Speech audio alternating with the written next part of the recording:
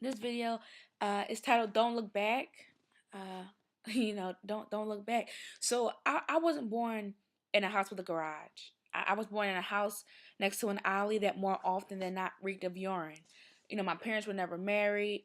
I didn't grow up attending church every Sunday. Actually, I remember my closest thing to attending church on a regular basis was chapel on Wednesdays at my school. My parents never went to college. I grew up wondering what love was and allowing a spirit of rebelliousness to persuade me, and to partaking in almost every troubling situation that came my way. And yes, by the world standards, my life was supposed to be another statistic. It was nothing but the grace of God that I wasn't swallowed by the streets of Philadelphia or by the world as a whole. Because if it were up to past circumstances, I would still be caught in the trachea of my hometown, and the memories of my sin and the curses chained to the sins of my ancestors.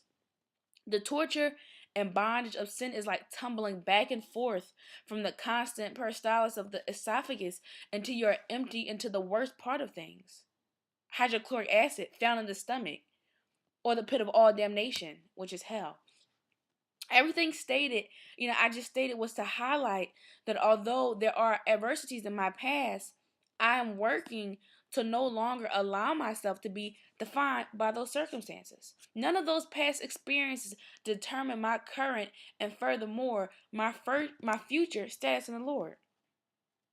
If an issue arises in my life, nothing in my past is legitimate enough to say to be an excuse. God changes the rules of the world. And when the world says no, God has the ability to say yes. And when we want to ask how, God can simply answer, because I said so. And I'm not suggesting, that we shouldn't follow the law or respect those who have authority, but we should certainly recognize he who is really in charge. Past hardships and misfortunes should not cause a gap in the life of a Christian. When has God ever declared a person crippled and thus unable to complete his task because of something in their past? But yet, when has God not been able to effectively heal the cripple? Usually when we label, someone as being disabled, is by our own standards, or at least by the standards of the world. So okay, let's consider someone who is legally blind. Did you ever think that they aren't as disadvantaged as we sometimes think? Like, what if God has already shown them the beautiful things of this world before they were born? Like, what if they actually know these things, but they can't identify them because, we ineffectively describe something bigger than words. For every disadvantage, God makes an advantage. In Exodus chapter 4, verse 10, God didn't tell Moses to be discouraged because of a speech impediment. God told Moses to get up and lead. God even instructed Aaron to assist Moses, not because Moses was unable to complete the assignment, because God is just that generous. I don't feel the need to feel regret concerning people who are deaf. They aren't some type of faulty beings, because, I'm sure that deaf Christians can still hear from the Lord just as clearly as those who aren't. And that's not to, and that's not to, that, to say that, people who are deaf, may not have certain struggles or may feel that they are disadvantaged, but is not hearing from the Lord spiritually the most critical and respected type of hearing? What is the point of having physical eyes and not being able to see spiritually, or having physical ears without being able to hear spiritually? God doesn't make mistakes, and nothing can happen unless God first signs his initials on a dotted line. So I wouldn't pity ourselves, nor would I pity others. I won't allow the fact that my parents never went to college to be a reason uh, to not believe that I can't receive a degree. I won't allow the past sins I have engaged in to deter my ability to fully serve the Lord. I won't allow my past misconceptions about love to determine how I love others. Even as I love, I pray to always love with the love of Christ, with a pure heart, with a pure mind. I won't even allow my old passion for medicine to modify the pursuit of happiness in any career God has for me. And ultimately, I won't allow the lies of the enemy that I believed in the past to steal the joy, prosperity, and dominance given to me by the Lord. I mean, haven't you heard? The past is gone and the new is here. It's stated in 2 Corinthians chapter 5, verse 17. I have a question. Has anyone ever found themselves having a hard time reminiscing on painful memories, but finding time to daydream about the good old days? I know I have. As humans, we are naturally quick to let go of the bad, but we want to just savor the moments of the good. Some think on the times when they believe they were the happiest, the most popular, the most financially stable. But this mindset, becomes prevalent when we hit a brick wall, and we immediately think, if only I had still, this wouldn't be a problem. So what? So what if you were once rich?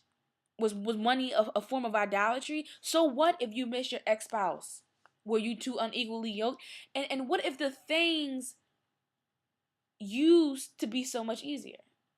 Have you not heard of trials and tribulations purifying us just as fire purifies gold? 1 Peter chapter 1 verse 7. Last week I sat in my 2.5 hour health psychology class, and we somehow got on the subject of human anatomy and physiology. I was answering questions about topics I had forgot I had learned. I was having so much fun. So much fun, but I began to miss when I was always surrounded by the sciences. I began to miss when I was majoring in biology, aspiring to become a dermatologist. I began to miss the medical conferences. I thought I was beginning to miss the past. For those who have not read my post, I'm going to be a dermatologist, pretty much explains, why I'm no longer majoring in biology, and how God is really the reason why I realized that my life is not my own, including my dreams and aspirations. So I had to snap out of my reminiscing session as I reflect on the time spent with my old quote unquote friends and my old partying habits. I sometimes feel like I'm missing out on fun, since coming to know the Lord. But, that's a red flag, because I know for a fact that I was previously admiring sin, flirting with death, and asking to go on dates with the devil. So why would any of that appear to be favorable in my new eyes with a renewed mind? Because more of the flesh has to die. As I concentrate on bringing into captivity every thought to the obedience of Christ, 2 Corinthians chapter 10, verse 5, I have to realize that God made it clear. He said to me, you don't know what I know. I took you from that place for a reason. Now, if you want to go back to your own vomit, that's on you. Proverbs chapter 26, verse 11. But let me make it clear. I am the way and the truth and the light. John chapter 14, verse 6. Find refuge in me and don't be fooled. Psalm chapter 31, verse 4. Be still and know I am God. Psalm chapter 46, verse 10. I would be a fool to try and go against the Lord's system. I would just be a fool. And the story, Genesis, excuse me, chapter 19, NIV, Sodom and Gomorrah, when Sodom and Gomorrah was destroyed, Lot's wife looked back. She turned into a pillar of salt. I asked God to help me to not look back at Sodom and Gomorrah so I do not become a pillar of salt. Whatever our past, is overrun with, we need to let it go. And it may sound cliche, but the president is here for a reason. We shouldn't have selective memory trying to forget the past sins, and mistakes that we made, but wanting to hold on to the remembrance of money and fame and old relationships. I believe that God has a special place for righteous memories and missing loved ones and encouraging events. But however, I also believe that if we have our focus on God, this aspect of our lives should be settled accordingly. Nothing should be able to grip our attention and primarily our mind to a point where we ignore what He is doing in our lives currently. I don't want to be defined by my past years spent shaped in iniquity, but rather I want to be defined by my current and, more importantly, my future position and status in the Lord. So I thank God, for being willing to change and perfect my trajectory. As I, review this article, I really want to focus on how the past affects our present, and our future. And I just say that because uh, things in my past, they weren't favorable, especially not being saved. But all those things happen for a reason. But I can't dwell on my past sins. I can't feel a whole bunch of regret and just want a sob story and want pity. No. Those things happen so that I can be here.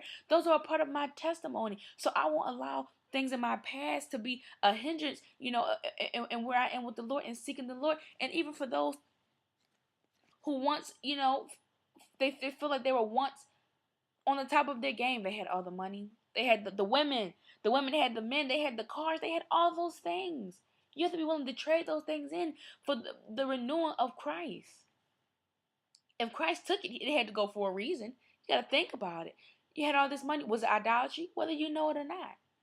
Well, you used to have a great paying job, a job that you always work from sun up to sundown. Was your job a form of idolatry? Whatever the past may entail, recognize and appreciate the past as being the past. Somewhere that the Lord has taken you from for a reason. He doesn't do things just to do them, and he sits back and he thinks, should I have done that? It's not like playing chess. Was that a wrong move? God knows. He knows. So when the Lord takes you to a new season, be acceptable. Be willing to understand that season is over for a reason. Don't look back. Don't look back to Sodom and Gomorrah. I ask God every day, help me to not look back at Sodom and Gomorrah when I was partying, when I was drinking, when I was doing things I had no business doing. Some of those things seem like, man, I had some fun. That's the flesh. That wasn't fun. I was on my way to hell. We all were. So I ask God to help me to not look back at Sodom and Gomorrah. That wasn't fun. I don't want to turn into a pillar. I don't want to be Lot's wife and turn around. Nope. I want to look straight forward to God. I want to look at Him. There's nothing behind me that's important. God is in front of us. That's who we need to have focus on. God. What's behind us that's important? Satan? Satan, get thee behind me, Jesus said. I don't want to look back because Satan is behind me. Behind us, as when we got saved and are growing to get closer to Christ. We don't want to look back to the past. Again, as I said, whatever the past entails, all that is irrelevant. And I do believe that God has a special place for, righteous memories and missing loved ones. But if you see God, He will put those things where they're supposed to be. But the past should never cause an issue with the plans that God has in our life. So if I dwell on when I was working to be a dermatologist and I was going to be this medical student, that messes up what God has planned for me now. The moment I had in health psychology, I had to get myself together because I began to say, why, God? Why can't I just be that dermatologist? I can still serve you and be a dermatologist, but no. That's not what the Lord had planned for me. So I can find myself going against the will of God because I want what's in my past. Or I thought I did. I said, wait, no. You don't want what's in your, but you want what's in your future. You didn't know God then. You were going on a path. I was going on a path that might have made me one of the most miserable people on this earth. And God said, I love you so much that I don't want you to be miserable. So I want to pull you out of that. So don't look back and keep your trajectory focused on God and thank God that He's willing to help us. And although we don't know everything, God cares so much that He can take us from where we are, put us on the right track, and say, come on, follow me. I know the way. You don't know, but just brush the short. I know. Just trust me. So don't look back and trust that what God is doing in your life currently and that what He'll do in the future is the best plan that's for you. Just whatever you do, don't look back.